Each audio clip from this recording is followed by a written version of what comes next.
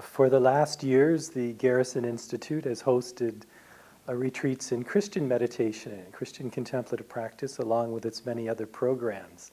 And I've come in March for the last years to facilitate a retreat on centering prayer and deepening your experience of God, which is the essence of what Christian meditation practice is about. Be able to move into a living relationship with God who dwells within, but the God in whom all of life emerges at each moment of time. So just to mention a few words about this tradition, which is being renewed in Christianity in the last 50 years, just as the great Asian traditions, Buddhism, Hinduism, have come to the West and been developed. Christianity, too, has been re-expressing what was somewhat lost in its tradition, the contemplative, meditative, transformative practice in which the mind of Christ is accessed within and then found in every aspect of life. So my spiritual teacher, my spiritual father, my Abba, as is known in Christianity, the Trappist monk Thomas Keating, began to teach a practice called centering prayer in the 1970s and 1980s, along with a few other of his confreres, his Trappist, fellow Trappists. And they're somewhat building on the work of these great writers who articulated the message of Christian contemplation, like Thomas Merton in the 50s and 60s, to give people a sense of what this was really about. But Thomas Keating developed a practice and expressed it for people who weren't living in the Trappist monastic life, people who were living in activity and following ordinary daily life, but had time to sculpt out a morning and afternoon period of meditation following the practice of centering prayer, and then be able to go on retreat once in a while. We found that we were able to live this dimension in the ordinary routines of daily life without having to go to a monastery, although periods of intense semi-monastic training are always very valuable. So in Christianity, there's not a lot recorded in the scriptures, the canonical scriptures, about what Jesus taught to his disciples about meditation, or what we would call contemplation, what began to be called contemplation. He is quoted, or he is reported to have said in Matthew's Gospel, these little wisdom sayings, such as one where he's asked about how to pray in Matthew's Gospel, and he says, if you want to pray, go to your inner room, close the door, and pray to your Father in secret. And your Father, who sees in secret, will reward you. So there are some of these wisdom sayings, such as the prayer in secret, that were interpreted as teachings by later students of Christian meditation, beginning with the Desert Fathers and the Desert Mothers in the 3rd and 4th century. And they developed skillful means or forms of practice for realizing what Jesus called the prayer in secret. Or as it says in the Psalms, to be still and know that I am God.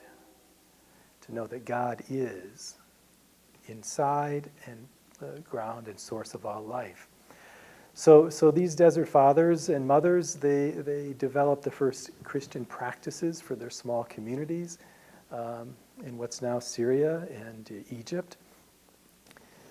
Ways to dispose the mind, calm the mind, and open up to the great gift that Jesus gave, which is his resurrected presence as the Christ, the presence that is eternal and was unleashed by his own life as he carved a path into the deeper levels of union and unity for his followers, for anyone who's drawn to follow him as somewhat of an interior guiding teacher. So with the right disposition, where one lets go of thoughts and emotions and opens up in consent to the indwelling presence of Christ, and then finds Christ arising and the source of all of existence, one can really have a sense of following this practice of contemplation, which leads to greater selflessness, greater inner freedom, so that one can be present to other people without as much of the hidden agenda that seems to condition our minds and hearts these days. So this tradition was developed into a monastic form after the Desert Fathers and the Desert Mothers brought to Europe. It took different expressions in the Middle Ages in Europe. One of the great texts that centering prayer finds its source in is called The Cloud of Unknowing. And that text gives some instructions on how to calm the mind by repeating a word of one or two syllables. And there's a lot of other rich traditions that have developed throughout the centuries, but in the last few centuries, the tradition was again somewhat relegated or lost. So these great figures, these great monks 50 years ago, and contemplative nuns throughout the West, such as Thomas Merton and Thomas Keating, have given a great service to the contemporary society by animating the essence of Christian meditation practice for people now. And it's acknowledged by many scholars of Christian spirituality that the encounter with the great traditions of the East has been somewhat of a mirror for Christianity, for Christian practitioners, for monks and nuns to see more clearly into the depths of their own tradition and their own experience of Christ, and then articulate something like centering prayer available for people in this world. So, who is God? Let's just talk about that for a moment. Who or what is God? So again, my Abba, my father, my spiritual father, has a nice little wisdom saying. He says, the first part of the Christian journey is to realize that there is an other, a thou, to which one is in a relationship with, a mystery of life, and to begin to develop a relationship with that thou, which could be called God, could be mediated by the experience and the reality of Christ. And the second part of the spiritual journey, at least for a Christian practitioner, is to become one with that other, Thomas Keating says, to become one with that thou, which is the deepest source of one's own being. The deepest part of I is the thou.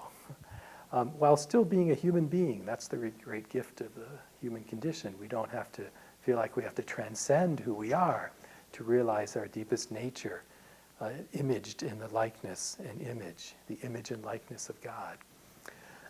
The third great part of the Christian journey and the great task for a meditator, a Christian contemplative, is to realize that there is no other. To realize that God is the reality in which all of life is mirrored and is found emerging into each moment of time.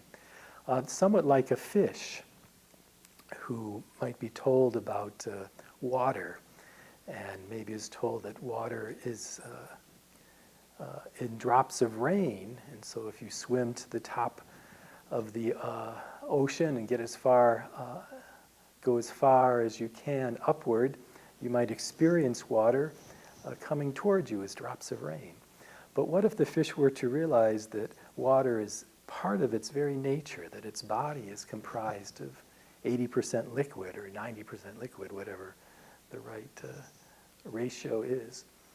To realize that water is really it's the depths of its own being and constitute itself. And then more fully to realize that it lives in an ocean of water all the time.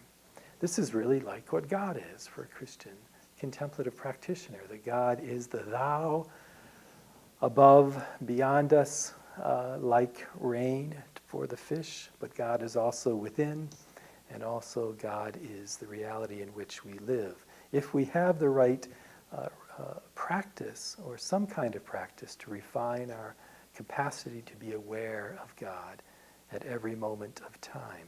So in the Christian scripture it says that it is in God that we live and move and have our being. It is in God that we live and move and have our being. So to practice and orient oneself to that reality is a great gift. And for, once again, there are skillful means and dispositions that help with finding the immanence and the transcendence of God in this moment and in all things. So just to pause for a minute, the intent or the purpose of this little message is also to provide a little experiential taste of what this might be for a Christian practitioner or someone who's oriented towards this mystery or this message. So as we move towards that, a little bit of a guided meditation, just for a minute or two, if you have a little moment of time, if you can shift your mind from listening to the video to a sense of being able to be present in your chair and listen with greater attention. If you would like to do this guided meditation, one of the great obstacles to meditation is the sense of needing to change our situation, change our mind, change our practice to achieve something. So I'll say a little prayer in words that might dispose us towards letting go. And then I'll just invite us to a greater inwardness. Please follow this inward movement if you can. And then I'll read a few lines from Scripture. It'll take about 2 minutes. And just see what your experience might be. So just notice your body. Bring attention into the moment. Become aware of what it's like to be sitting, to be turning from seeing the image before you on the screen to being with yourself, your own experience, fully. Attentive to your breath. The breath is the ruach, the Hebrew word that Jesus would have used for the spirit. The breath is a wonderful image or symbol for the Spirit of God. So just notice your breathing.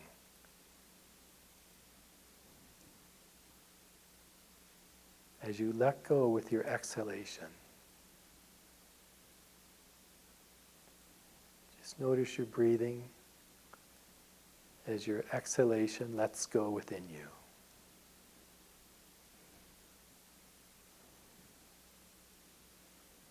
And with this letting go of your breath, just listen to this prayer in words.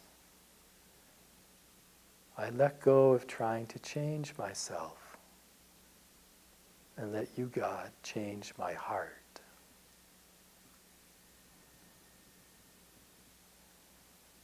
All effort, emotion, thought, desire to find God, just let yourself be found in this moment of time. I let go of trying to change myself and let you, God, change my heart.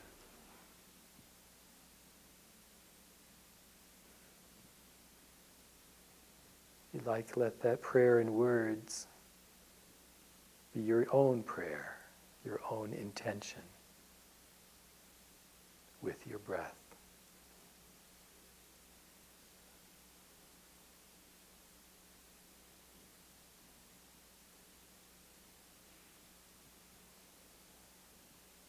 And just be aware that there are thoughts flowing through your mind, emotions, perhaps the sound of my voice, just like any other thought. Just floating through your mind, no need to try to change your thoughts, change your experience. Letting go of the effort to change our mind or our experience, and consenting to God opens up the doorway to deep transformation of consciousness. Notice your breath as a way of saying yes to God, as a sacred symbol consent to the Ruach, the Spirit of God.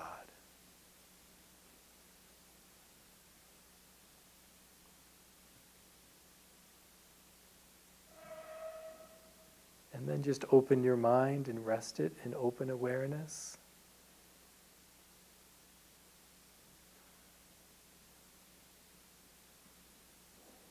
And then gently return to your breath and let it return to you with an ease, a trust that God is with you. So this little taste is a pointer towards what practice is like in the Christian contemplative or meditative tradition. Being able to say yes to God, letting go of one's identification with thoughts and emotions, and just being in openness to the presence of love, which is what God is in the Christian understanding. God is an infinite mystery that's not about the emotion of love, but about God's presence, the ground of being, the source of life, with a loving, compassionate nature that touches us and invites us deeper into life itself, so that we can be a little bit free from the hindrances to living fully with God in every moment of time, with an attitude of sacred attention to the moment, to the existence of God being revealed now. So if you'd like to pursue any kind of exploration of this journey, there are many resources available these days, and you're most welcome to join us on retreat at the Garrison Institute. We continue to have retreats on centering prayer in October, and also a retreat in March of every year. And I wish you well on your journey.